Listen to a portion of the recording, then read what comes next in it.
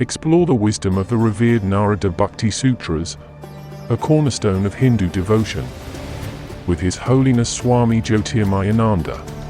Experience 45 enlightening lessons on the essence of Bhakti Yoga. Discover the path to pure love for God and transcend the material world. Embrace the teachings that have guided devotees for centuries. Attain spiritual perfection through devotion. Prepare to understand the depths of divine love. Find your path to spiritual enlightenment. Trust in the sutras. Follow these instructions. Be blessed with devotion. And now, His Holiness Swami Jyotirmayananda.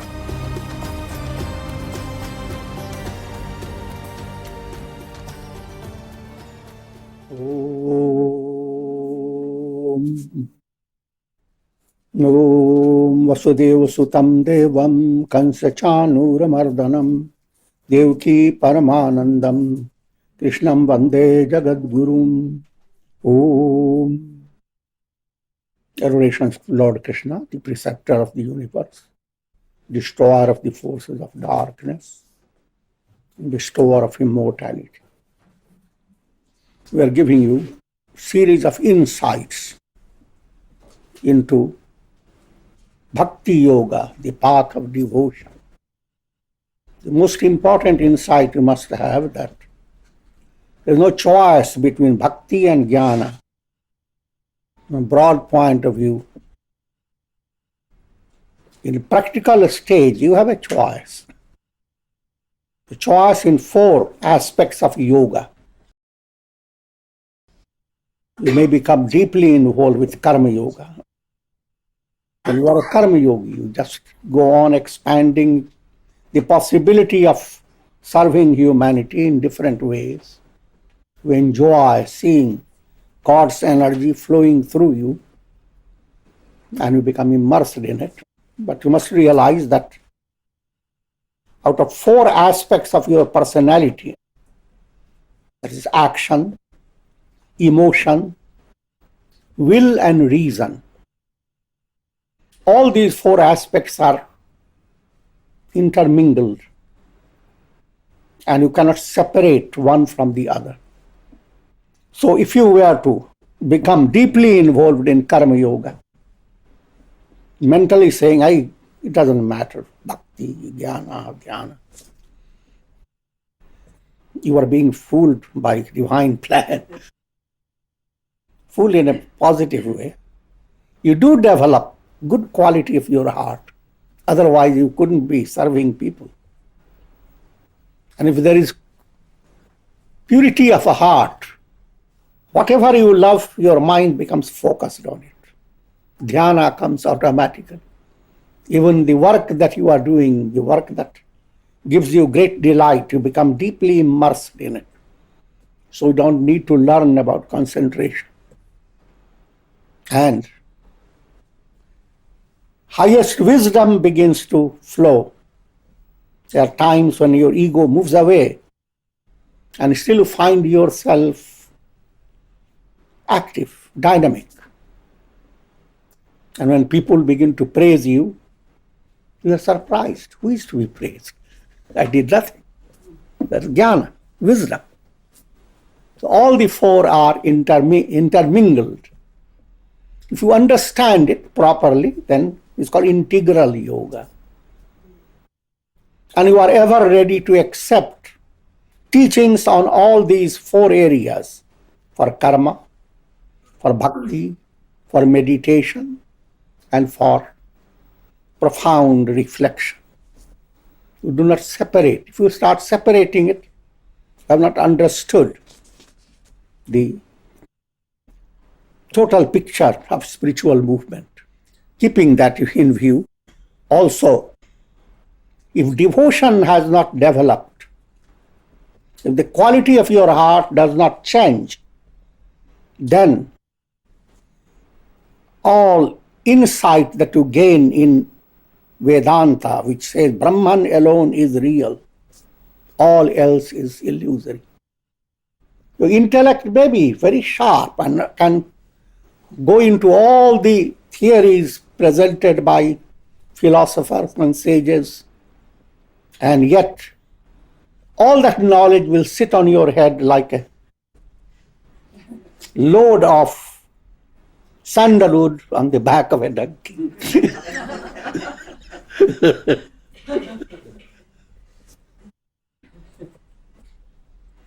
Devotion to God, again, has to be understood in a broad way. It is not, doesn't mean you push away people to whom you are related, saying, I love God only, not you. You are monkeys. But true devotion is studied on the basis of quality of your feeling.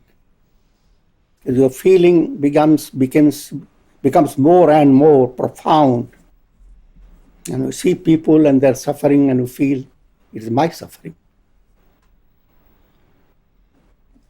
Heart is invaded by compassion.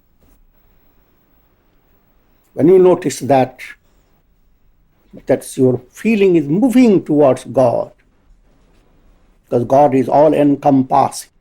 Process is, of course, gradual, progressive, but you need to understand that point, that you see people suffering and your heart doesn't move. So I have to just go to my temple and do my... That's my message, is not to go to temple.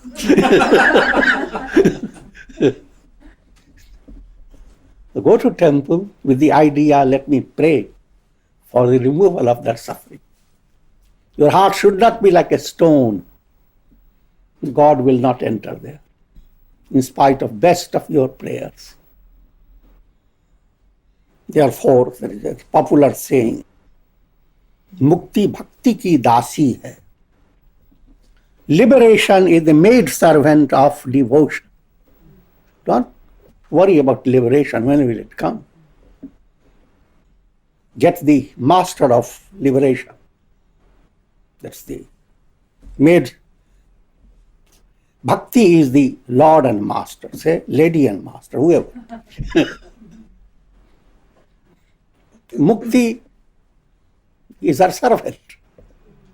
If you have secured bhakti, mukti is always there waiting for you, attending on you. A more practical point of view, for handling the distractions caused by threefold miseries of the world.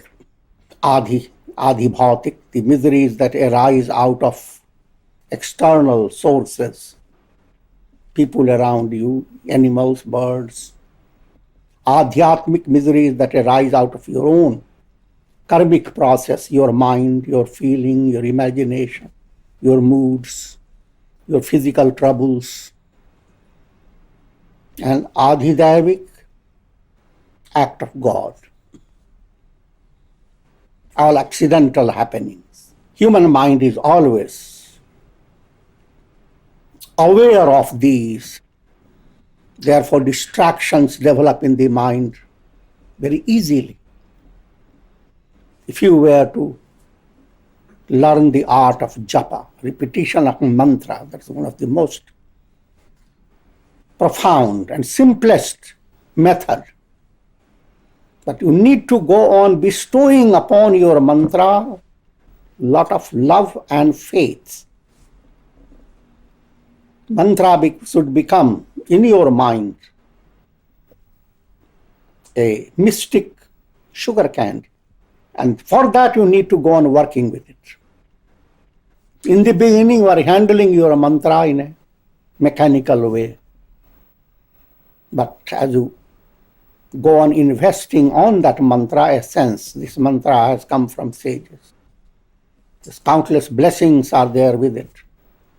It is the very presence of God in the form of the mantra. If mantra has come into your mind and mind is not happy, think of something or someone that makes you very happy. Associate that mantra with that. Simply give a little mathematical problem. That sweetness is 100 times greater than that. All this I'm leading in an interesting way, but main point is there gradually, again it's a very great attainment, gradually your mind becomes deeply involved with mantra. And if you go on doing that, all the distractions move away and devotion to God begins to develop within your heart. That devotion melts away manovikaras, the impurities of the mind, anger, greed, hate, jealousy, all demoniac qualities that assail human mind. And even though you feel that you have controlled them, suddenly you are shocked to know that you have not. But when devotion goes on developing, it sweeps over the unconscious with a special sweetness, a special purifying effect. Even the subtlest form of anger, hate, ego, pride begins to dissolve. And you begin to experience the blossoming of pure love, love of God. Blossoms like the whole sun. And all feelings of attachment, leaning upon different objects, all concepts of human love become like so many glowworms compared to the shining sun. You can very well understand that you cannot hold in your mind illusions about objects. So all the negative qualities of your mind will gradually move away. And they will move away without your knowing it. Therefore, God is known as Lord Hari. He steals. When did it go away? You have been angry so long, and without anger you didn't live a single day. And now suddenly your mind is invaded by peace. When did it happen? Generally people say, when did you attain liberation? In the morning, in the night?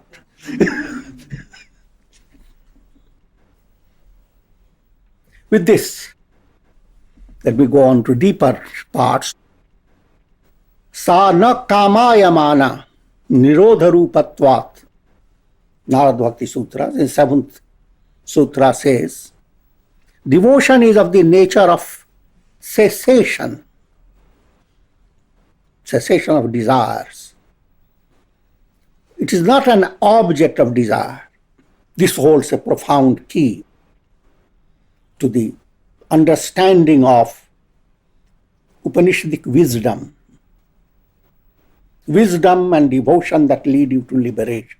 Highest attainment is not attainment as people generally think of. It's not attainment at all. Suppose you have been wearing wonderful necklace of pearls and diamonds.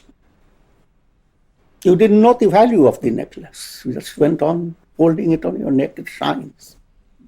And then there is another level of ignorance because your eyes are not towards your neck. So you feel there is no necklace at all.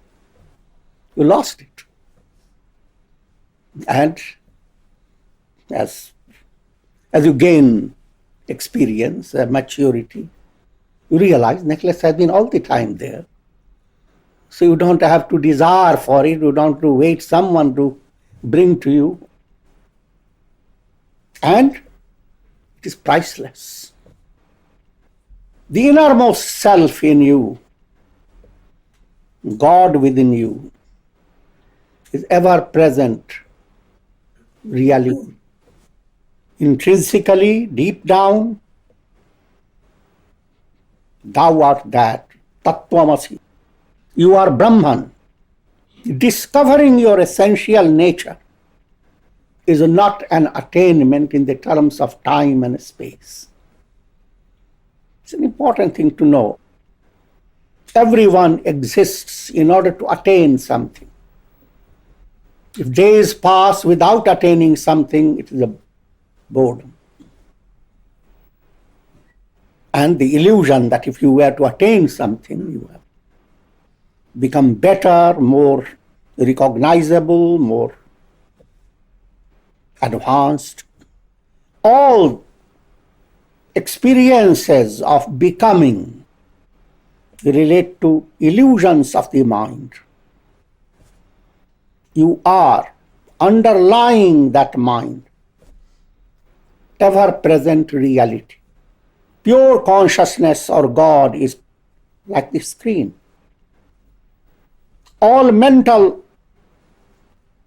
movements, thought waves of the mind, they create projections. What you think of yourself, your past, present, and future, all these are based in vrittis of the mind, thought waves of the mind. And whatever you attain on the basis of vrittis of the mind, that is called becoming. Life is filled with becomings. Deep down, you are the self. Becomings don't become you. No matter how fabulous the becoming. Becoming is in three planes. You want to always change for the better. Three ways. Physical body, the mystical term for it is Bhurloka, the earth plane. Vital body, infused with the functions of the senses, together it's called Bhuvarloka. The world that you experience just by enhancement of vitality. To many people, it's the greatest world. You can bounce, you can jump high, you can fly a plane, you can jump down from a height with mechanical devices and things, the thrill of the world. You are enjoying Bhuvarloka.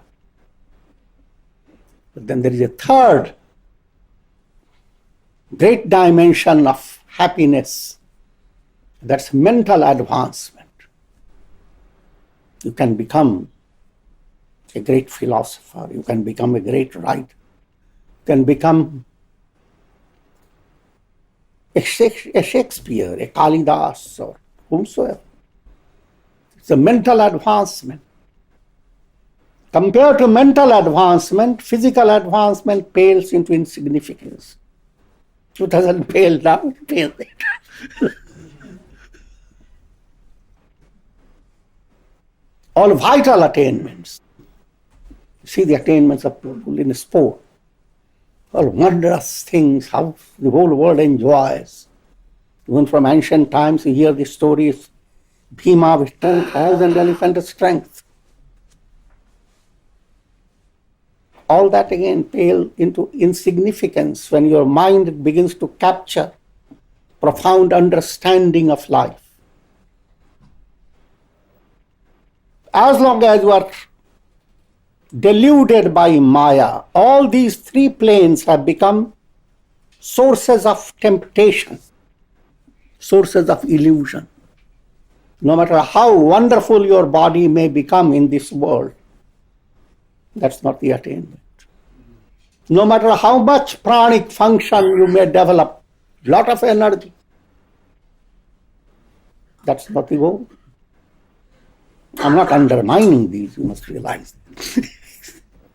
No matter how much you can think and resolve the problems of thousands of people, write volumes of books, but that's not the goal.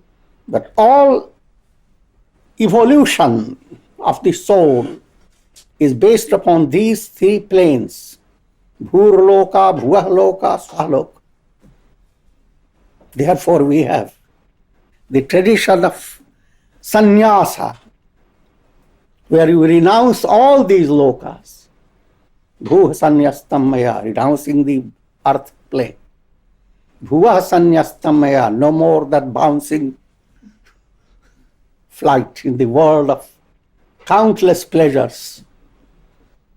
And Swarloka, no longer delving into the realm of psychic powers, but simple revelation. Who am I? Aham Brahmasmi. I am Satchidananda, existence, knowledge, bliss, absolute. So on one side, that's your goal, which you are already. On the other side, led by ignorance, you are looking for Satchit Ananda, you're looking to exist. There your focus is more on Bhurloka, because the body, you think that is what I am. Then you are directing your attention to knowing, acquiring a lot of knowledge. And that's the realm of Swahaloka. And then you want to be happy, but you don't know how to be happy. So you're going after your senses, sense pleasure, countless pleasures possible.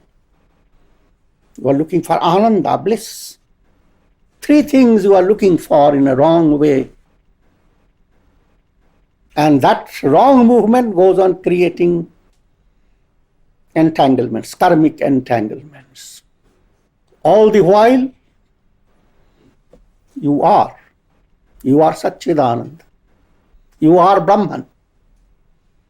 Therefore, Sanakamaya, that bhakti, devotion to God, is not something that you have to find in the world of time and space.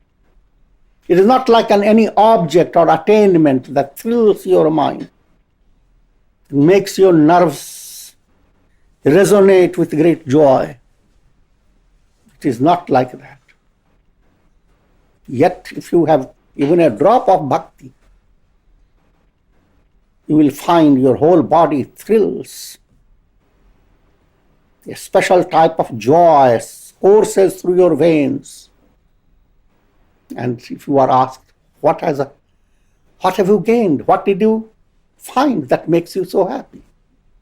You have no answer.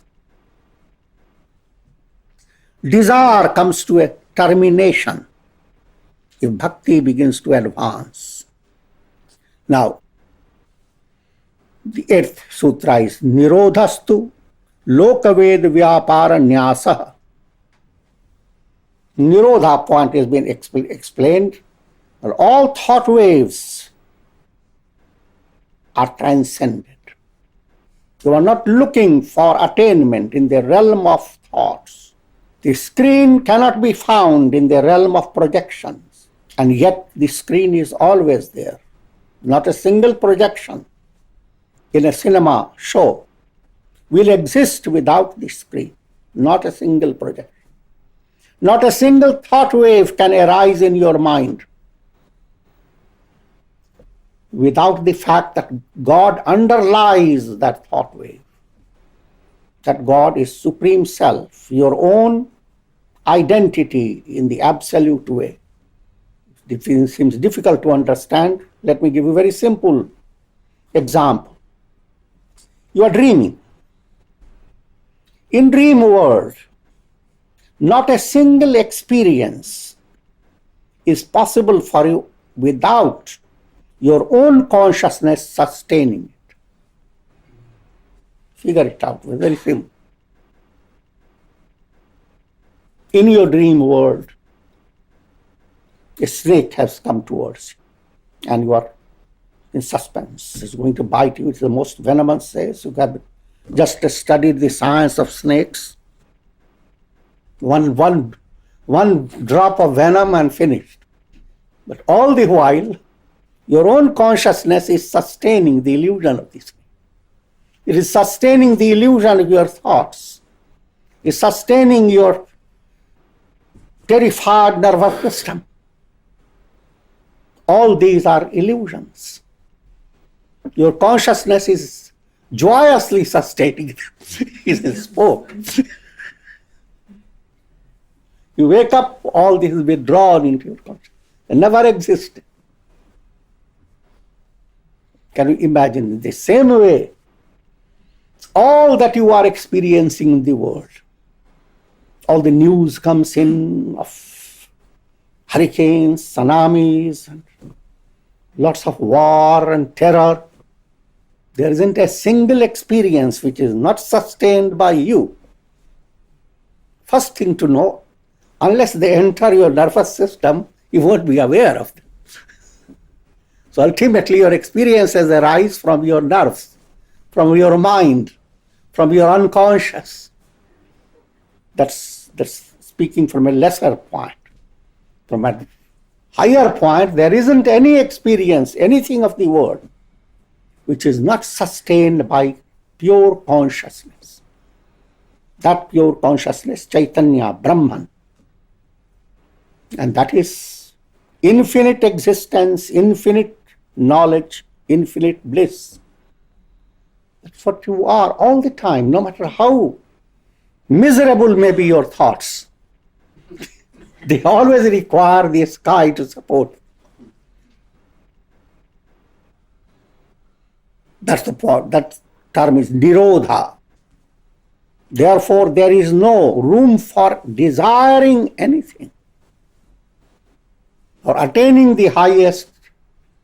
All that you need to do is to be still in a profound way and allow the illusions to dissolve.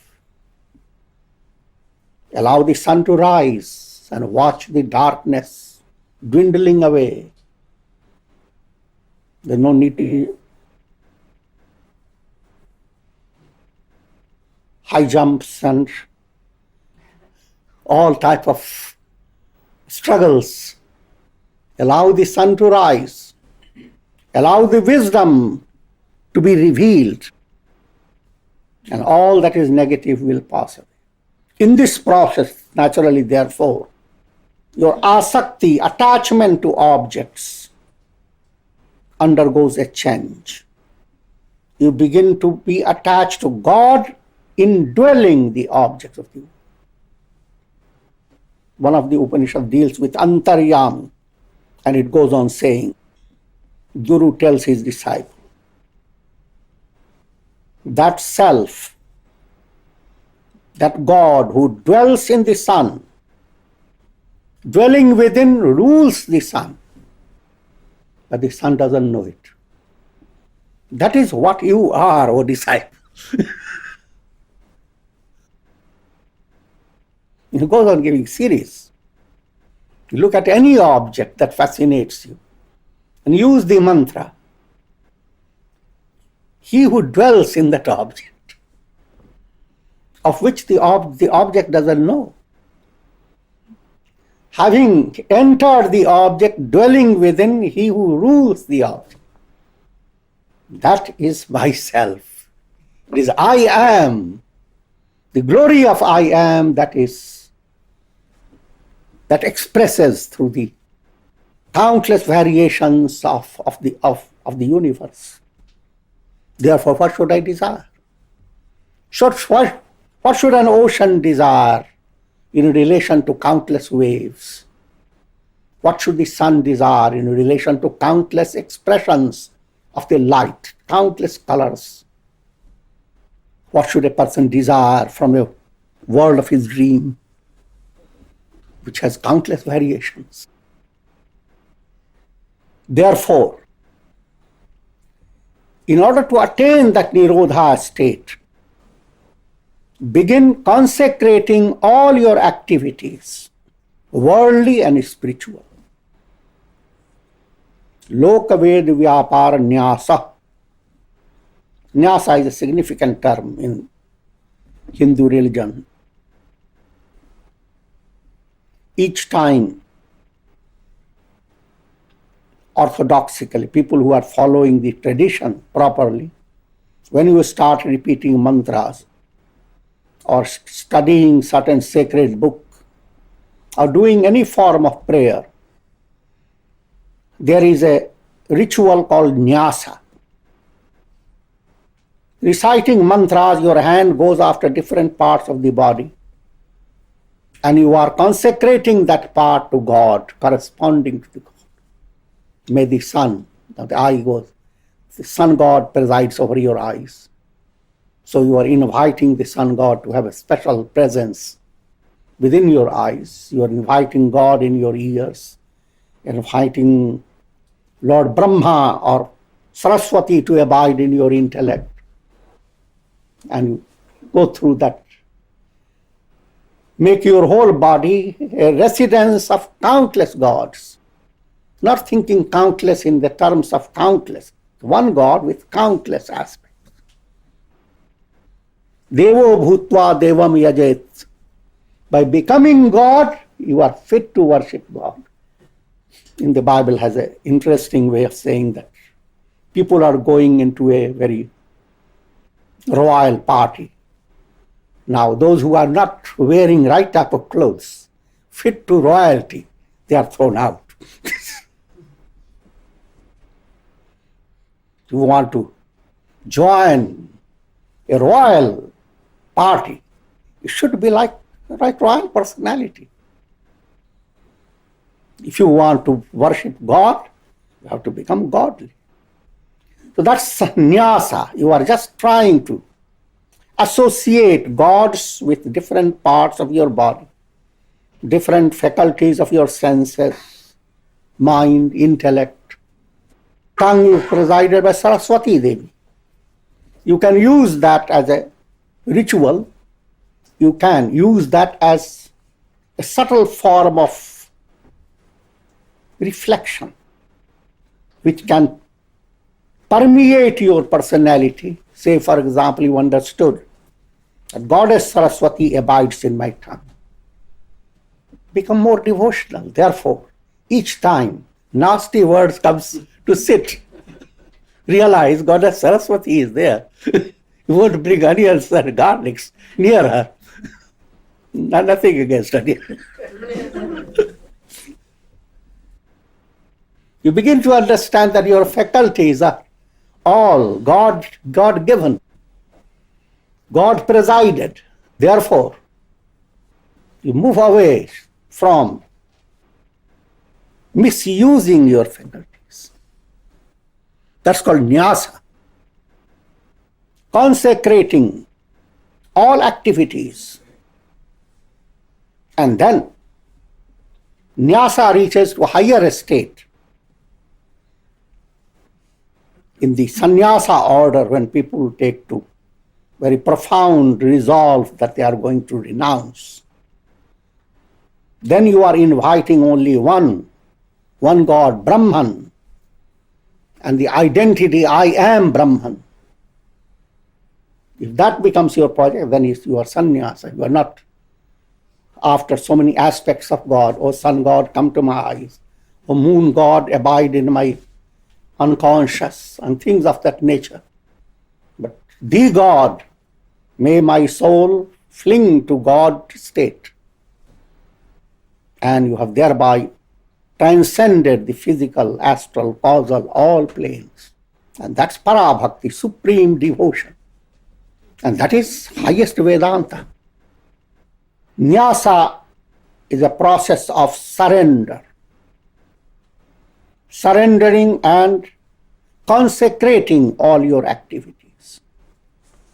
Bhagavad Purana gives the special prayer. Kayena vacha manasendriya buddhyatmana va prakriti svabhavat karomi yadyat sakalam parasmai narayanayeti samarpayami. Whatever I do with my body, with my speech, with my mind, through my senses, I offer each and all of this at the feet of the Lord. I offer that all to God, whatever I do. This form of feeling has to go deep into your heart. Just like simple way of saying, a mother is focused on her child, whatever she does. Even if she's lying down and when she is cooking or whatever, seeing flowers blooming, she says, my child's eyes bloom better than those flowers. So, You are always focused on God. This focusing process, there are certain interesting stages of degrees of surrender and degrees of consecration. First is anukulya sankalpa. Your will is directed towards attainment of God realization. May I attain liberation. May I become supreme bhakta, devotee of God. The very moment this type of idea comes into your heart, it is an expression of great, profound grace of God. Next, pratikulya varjan. All that is contrary to the development of devotion, you need to go on detaching yourself from them. You go on renouncing them. And what are those? More close to yourself, your own manovikaras, anger, hate, greed, perversions of the mind. So you go on constantly working against them with prayer, with the japa, with your selfless service, to remove malas of the mind. Next, that you need to go on developing in your heart, mahavishwas, intense faith. Not ordinary faith, faith that goes on shaking easily. That's demonstrated by the story of Angada. Rama sends before fighting against the demon army of Ravana. He sends Angada to bring about peace. Angada is a monkey, again with the mystical implications. And Angad goes there in the royal assembly, tries to persuade Ravana to give back Sita. Seeing that Ravana was adamant, he wanted to show something to dazzle his mind. He planted his foot right into the royal palace on the floor. And he said, if any one of you could move my foot even a little, then on behalf of Rama I proclaim that Rama along with the monkey army will simply go away without fighting, without creating any trouble to anybody. Suddenly Ravana laughed. Ultimately he is a monkey. And he asked his attendants, go and move his foot and bang his head against the rocky floor. And then they were shocked. Strong generals, one after another, went with tremendous force, caught hold of the foot of Angada, exercised all their force, and blood began to flow from their nostrils. I have to dramatize.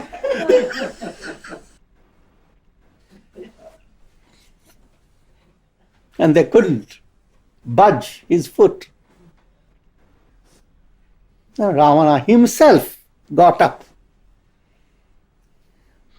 and was about to hold his foot. And Angada then suddenly withdrew his foot. Why can't you do that to Rama? With great humility. Here I don't want to give you that sense of defeat. Rama is going to give you that defeat. So therefore, Ravana became very ashamed. The whole dramatization is, you are always in Ravana's assembly. But there is a monkey within you. There is that a special aspect of mind that can develop such faith that no matter whichever way the world may go, unconcerned with past, present, and future, plants its foot with perfect trust that Rama within me is going to conquer. That's called Mahavishwas. If all that Vishwas has not come, doesn't matter. Start developing. Start trusting the people whom you like. Start trusting, if you go into the plane, trust the person who is flying the plane. Start trusting. Start trusting God, His mysterious ways. Trust, trust, trust. Until mind is unshaken by any condition. Even just simple idea that God is omniscient and omnipotent and He supports you. 3 mantras. If you could absorb it, you become Angada. You can place your foot anywhere you like. Nobody can shake you. However, as I said, all this is progressive. Karpanya, another quality is, literally karpanya means miserliness. It implies helplessness. What does it mean for a devotee? He has developed the quality of karpanya. It implies that the mind of a devotee flows on to God. All his senses are directed towards divine glory. And now there has developed a helplessness. People try to bring worldly values to saintly personality. And the saintly person looks, I'm too old.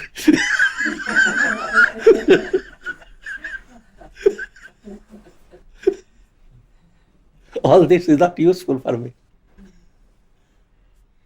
There is an interesting poem by Rahim. Pritam chavi nayanan basi, par chavi kahan samay. Beauty of my beloved has entered through my eyes into my heart. Now, so many other beauties are renowned, but how can they enter my heart? My heart has been already occupied. Bhari saray Rahim lakhi, aap pathik fir jaye. Strangers come. They look through the little hole at the door of a big inn. There is light, there is music, there is wonderful situation, great joy, thrill. But there isn't an inch of place where he could enter. All your negative qualities, they are strangers. Anger, greed, hate, jealousy. They try to come, but they see your mind is so crowded. Godward thought is so encompassing, absorbing. It doesn't give you any other room left. So the master of the inn says, what can I do? No room. Goptritva varan, another quality that develops is secrecy. How much you love God, how close you are, you can't explain it to anybody. So it's not a question of really want to keep a secret. But the fact is, it's not possible. No one has the capacity to describe his experience. Even in ordinary things, someone ate wonderful pudding. And if you go on just asking the person just the experience without tasting the pudding, there's no way it can be explained. Think of God realization, any experience relating to God. However, people have filled the pages of scriptures with descriptions of thrill and lots of lights and amazing experience, but all those are words. The real experience cannot be brought to people unless they rise to higher level. And lastly, Atmanik shape. Just as a river, having come to the ocean, just surrenders itself to the ocean. And there is no distinction left. That's the advanced stage. So I have given you some highlights. And may God bless you. Om Shanti Shanti.